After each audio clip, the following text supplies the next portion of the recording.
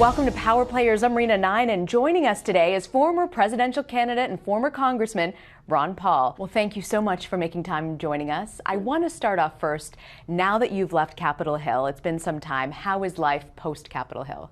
Oh, it's wonderful.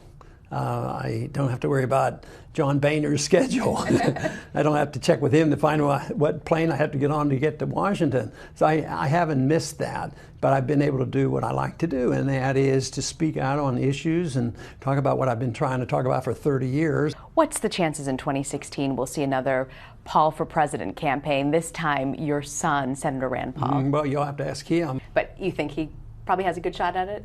Oh, I have no idea. I haven't talked to him. I want to ask you about the recent NSA surveillance leaks and the House bill that was defeated about defunding NSA. What do you make of that? It was a token effort to make a point because it was strictly to restrain the blanket watching of every telephone call we make of all Americans. Absolutely horrible.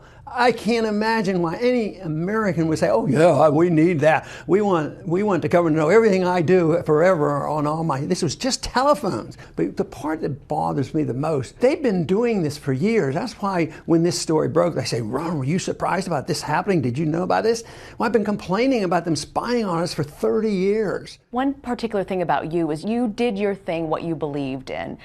Well, you know, there's been a lot of lip smacking between Governor of New Jersey, Chris Christie, and your son, Senator Rand Paul. I find it interesting that Senator Paul is accusing us of having a gimme, gimme, gimme attitude towards federal spending. Most Washington politicians only care about bringing home the bacon. This is the king of bacon talking about bacon. Do you think that's warranted? Is that fair? I think it's irrelevant. Yes, I did that, and everybody say, "Well, how many bills do you get passed? Wasn't this all bust? You spent all that time here in a Congress." No, we have a revolution going on now.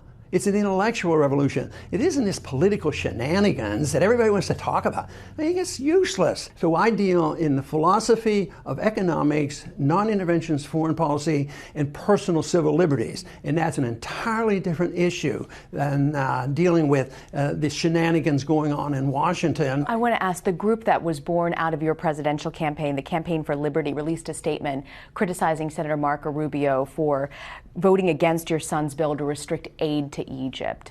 What's behind that criticism now? Do you think this was a defense for your son? It just was a point of drawing attention to the fact that we prop up a dictator, he gets kicked out, so we prop up an election, they elect the wrong people, so we kick him out, we have a military coup, and we won't stop, weapons. So that is the point. But was this a defense for your son, you think? Some people might say that.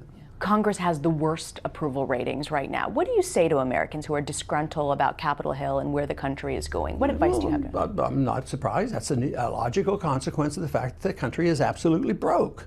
And everybody's screaming and hollering because the pie is shrinking, and they can't expand the pie because they're doing everything wrong. But the best thing that's coming is now you have hundreds and hundreds of little cities and towns and states writing laws challenging the federal government, nullification, which is a proper procedure under our Constitution. So take, for instance, these drug laws on marijuana. Liberals and conservatives come together. Conservatives believe in state rights. The liberals say they believe in smoking marijuana. So they come together and they just write a law and say, get to keep the feds out of our state. We can make these things. So those things are very healthy. They're totally exasperated. They don't believe the federal government. Now they know that the federal government do nothing more than spy on us, and that's very, very healthy. With the Republican Party the way it is, do you think there's a chance that libertarian ideals and values might take over or complement or supersede? Let's sure hope and pray, because that's the only thing that can save us.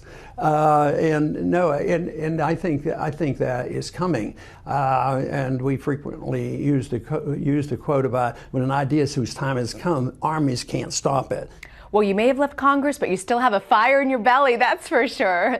Thanks so much for joining us. For ABC News and Yahoo News, I'm Rena Ninen. You can follow me all week on Twitter @Rena Ninen. Thanks for tuning in.